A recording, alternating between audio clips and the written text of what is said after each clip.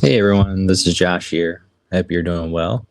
I just wanted to do a short video to kind of cover um, the TSSI Earnings or TSS Solutions Incorporated. This is a stock that almost has no coverage. So I sent that out in one of my earlier tweets when I was giving an estimate going into yesterday's earnings, which they smashed. Uh, there's actually, if you go online and search for estimates for the company, you can't really find anything, which is crazy. They are micro cap or small cap. Before today, at like $220 million is what I think they were at going into earnings. Now they're probably almost double that, so they're probably over 400 million or right around 400 million now in market cap. So I played this, and you can go look at my X. You can see it down here in the banner, Oshawa Hill, and then Invest with Matt. I think you might be able to search for it that way too. I started following them last fall, and I invested earlier this year and did a couple of write-ups earlier in the year. I actually got out of the stock and didn't get back in until yesterday.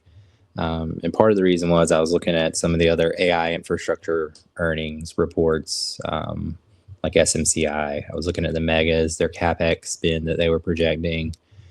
Some of the reasons why I'd invested initially in the company. And I thought it was probably just a good setup.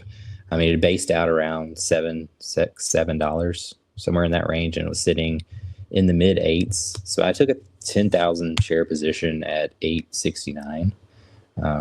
Nice. And I sold out of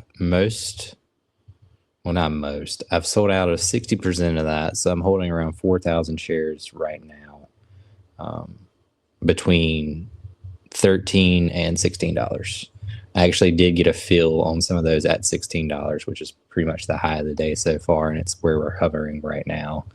I mean, it was trading at $8 yesterday, so it's almost a double. It was a really exciting play. It worked out for me. I got a little lucky. I did expect them to beat. I didn't expect them to beat like this. They came in with $99 million in revenue. Last quarter, I think they only had 50. Their previous best quarter was $70 million in revenue. And you can look at the breakdown for the quarter financials again on my X. I showed like their net income flow diagram with a Sankey chart. And you can kind of see there like how their revenues break down, what their capital expenditures, cost of revenue are, and then kind of what they net out on the end for net income. But it was EPS beat too. I was thinking around 0.1, which is where they were projecting. I actually came in at 0.12, so it was better than they had even guided on their last earnings call. And then the earnings call itself was very good. They're expecting to continue to see this accelerated growth going forward. Unless you think AI is going to slow down, which there's nothing to indicate that at this point, then I don't think we see that slowdown narrative play out. And if it doesn't, then companies like TSSI, who has a really big contract, I mean, they're almost exclusively with Dell, but that contract is good until 2027. So there's really no fear of their partnership in the near term going anywhere with Dell. And that's another reason why I like this setup. Like, I mean, the worst news would be if they lost Dell, but they have an exclusive contract. Well, not exclusive. They can actually get new clients if they want to. They do have Microsoft, and I think XAI may have used them in the past briefly. And there's one more I'm forgetting, but they do have some other larger clients. But Dell makes up like 99% of the revenues. But that's not going anywhere for a couple of years at the worst. So you got a company that's going to be positive net income, EPS for the foreseeable future. If we guide forward with this quarter at nearly 100 million, if they didn't grow the rest of the year, that would be $400 million on the year. And I mean, that's what their market cap is right now. So in revenue, they'll be generating their market cap in revenue. So even here at $16, I still think it's reasonably priced with their growth that we're seeing. Year over year, it was like 600%. Quarter over quarter, it was 50%. And they expect to see that continued acceleration.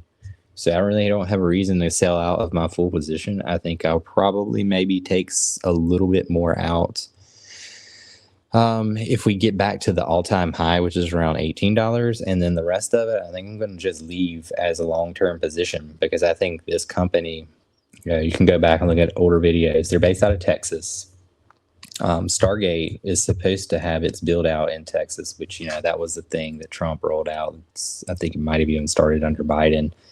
That's going to be $500 billion or something crazy like that is going to go into it. And then you're seeing all the money that the UAE is now promising for buying chips from NVIDIA and AMD.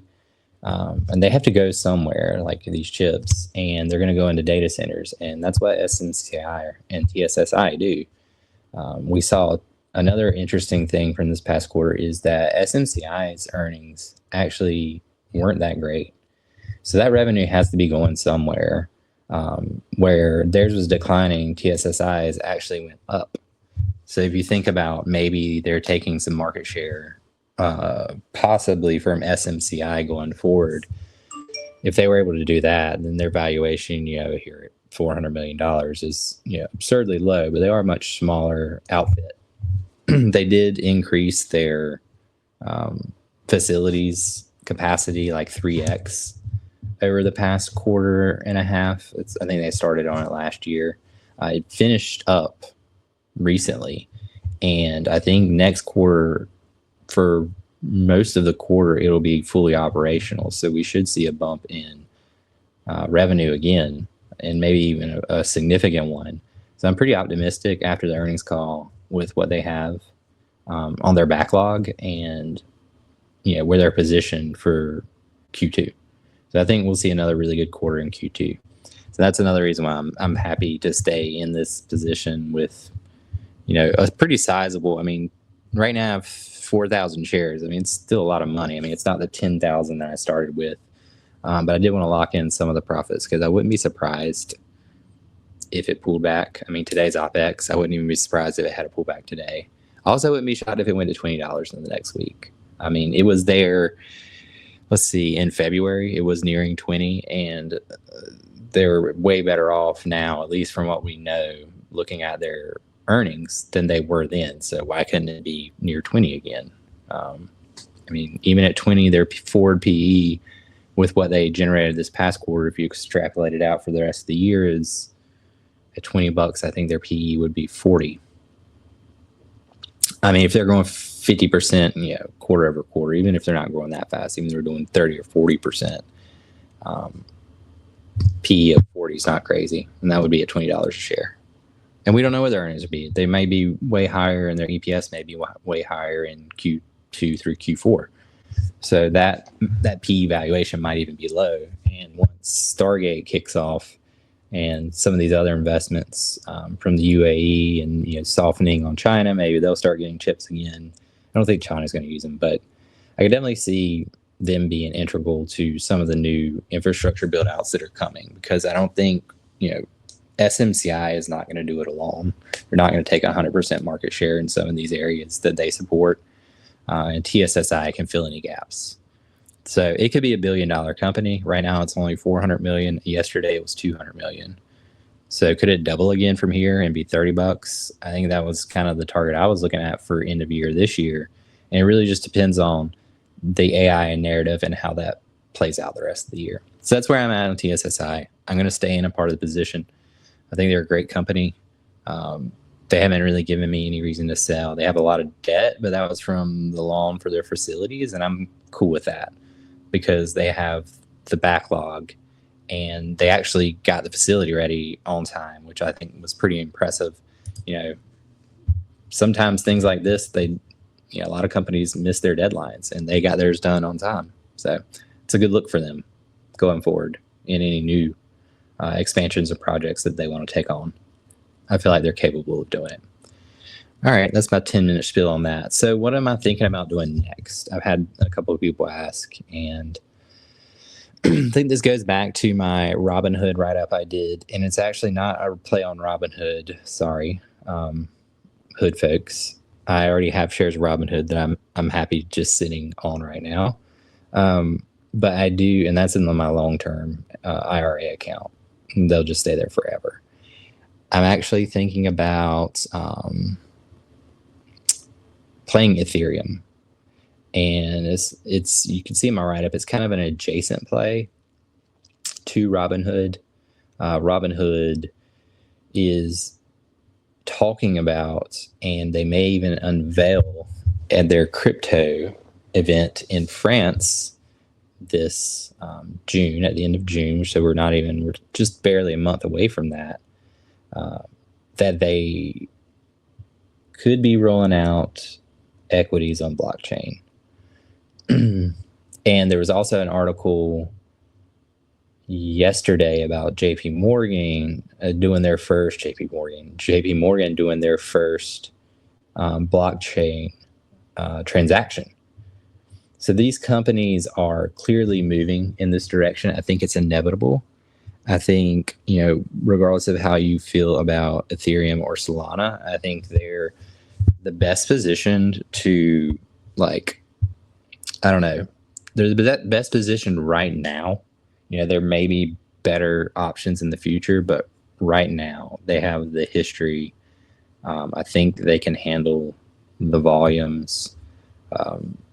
They're more established. So, this is probably how these companies are going to build.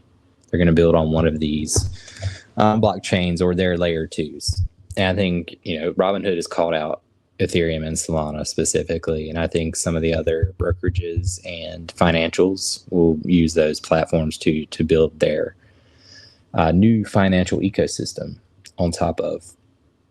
And traditional finance as we know it over the next 5 to 10 years could completely change.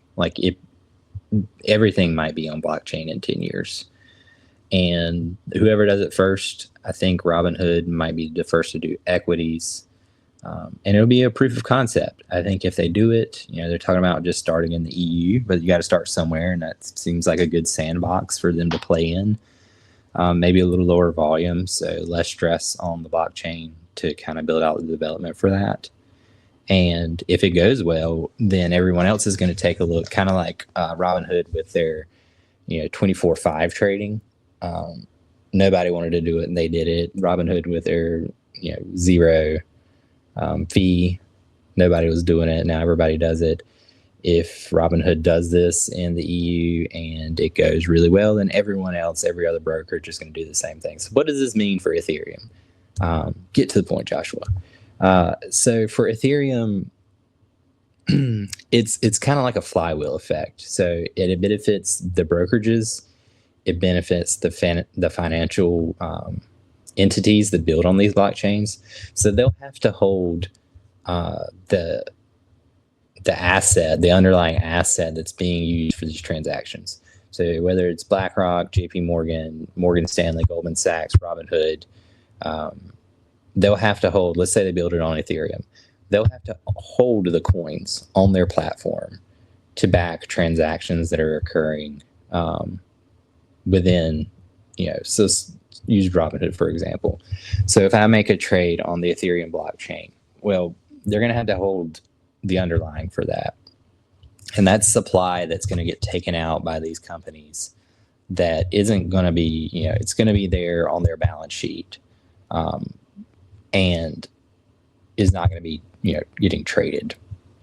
Now, it reduces the supply. The other thing is once these things go onto blockchains or they're being used for transactions for other financial means, the more transactions, like Ethereum, for example, has a burn set up so that the more transactions there are, the more Ethereum that's burned away.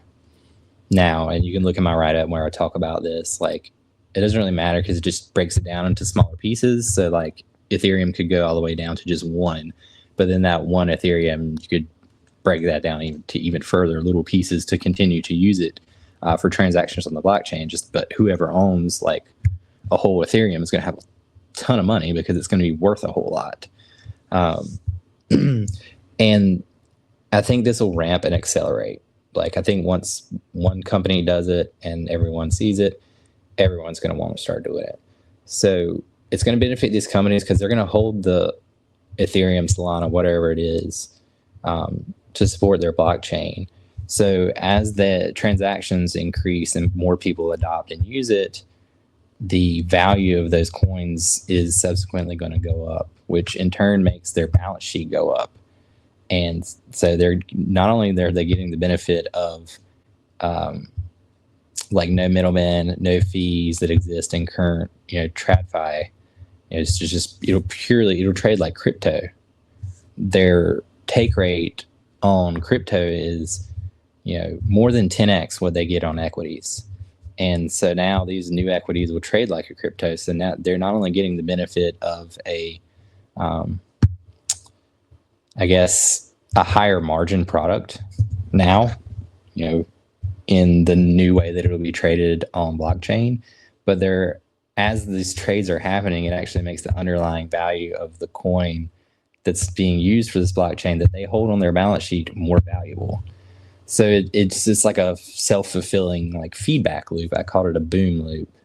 And let me pull up an article on that, and I can kind of walk through it real quick if I can find it.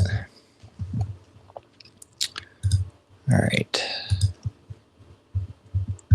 And you can find this again on my X. Actually, I have a Substack too if you want to look and subscribe to that, where I'll add things occasionally. I usually put it on both platforms because some people use one or the other. All right, so sorry, I'm on my iPad, so I can't share the screen with you. So you say, Robinhood launches tokenized securities on blockchain. Increased blockchain usage drives up token prices, Ethereum, Solana. Robinhood holds these tokens in their treasury, and then the token appreciation strengthens their balance sheet. Stronger finances enable more blockchain initiatives. More initiatives further increase token demand. And then that doesn't even account for Ethereum specifically, the burn that's going to happen, which is just going to increase the value of those coins further, or Ethereum in this case further. So that's why I'm playing it. I think, and like more BlackRock bought like 8.5 million coins of Ethereum or something crazy this morning. I think people are seeing this and they're going to front run it. I think that's why you're seeing the price of Ethereum go up. Part of why it was just so sold off and the market's rallying. So of course it's going to go up too. But I think the other part of that is, with Robinhood and other financial institutions starting to hype up blockchain and potentially they're actually making transactions on it already in development sandboxes. And Robinhood, if they come out in June, at the end of June, and say, hey, we're going to roll out blockchain equities in Europe this year, then I think everybody needs to run as fast as you can and grab Ethereum, Solana, whatever you think that they're going to use or whatever they say that they're going to use, because this is the ultimate end game for these blockchains, is to be used as like the new financial system, and it'll make these coins super valuable. I'm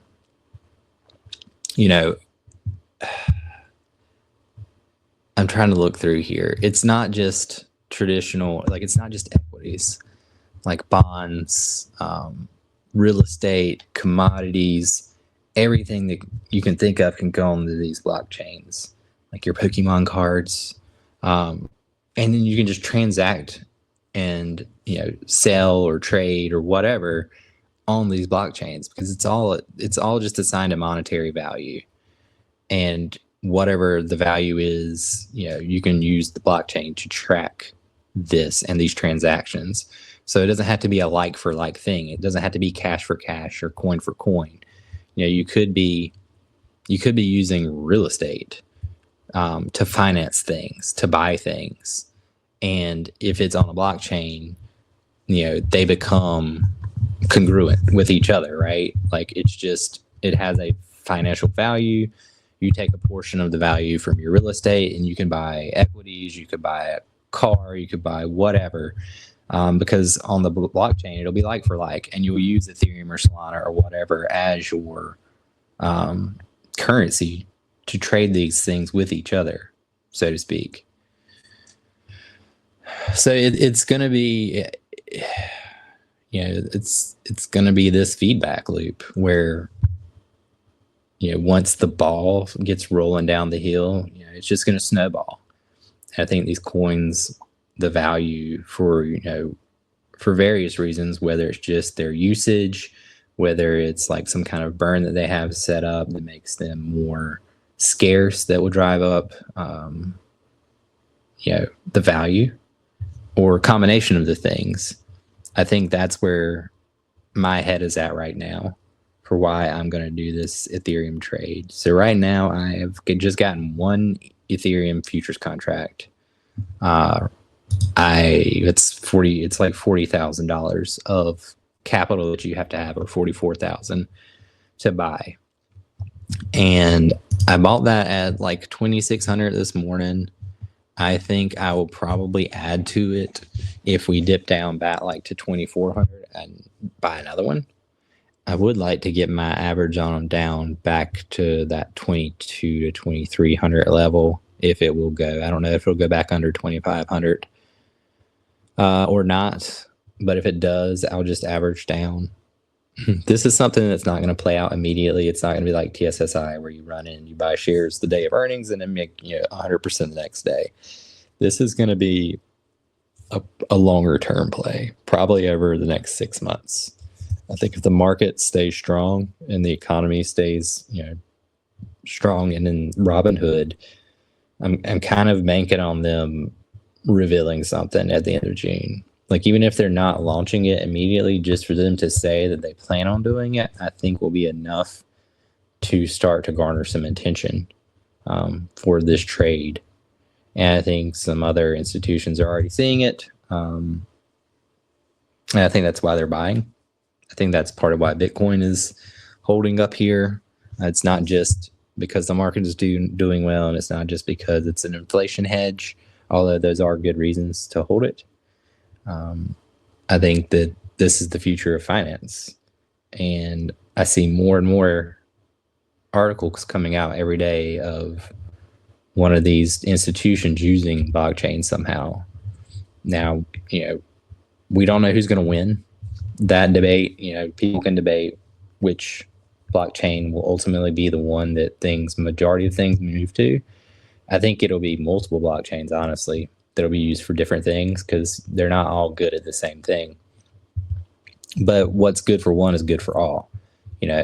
Just because you're not being used for one type of transactional activity with one corporation doesn't mean that another one won't come in and use your blockchain for their transactions. It doesn't all have to be on the same blockchain. So we'll see. That's what I'm thinking.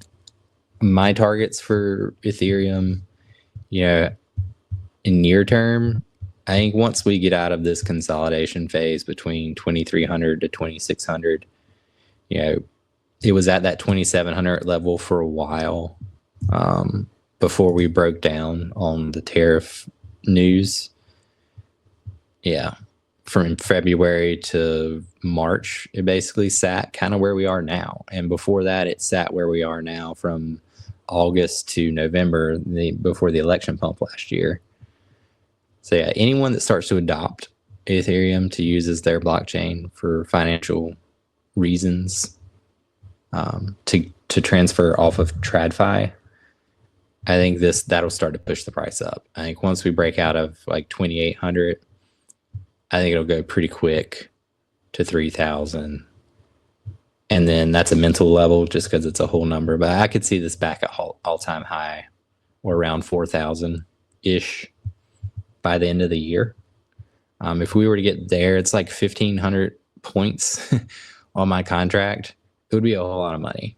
Let's just put it that way. So we'll see what happens. But that's what I'm going to do now. I'm probably going to sit in this TSSI and my Robinhood shares, and then with this Ethereum play, I don't think I'm going to do a whole lot else other than maybe sell some options on my shares that I have. Otherwise, I'm just going to chill. I'm going to chill till the end of June and see what Robinhood says. And I'm hoping they'll allude, to something big like this, to talk about equities and blockchain and get people hyped up again about some of these coins that have just been meandering around for the last few months. All right. Well, thanks everybody for your time. I hope y'all have a great day, a great week, and it's Friday, so go have a beer at 5 o'clock and enjoy your weekend. I'll talk to you later. See ya.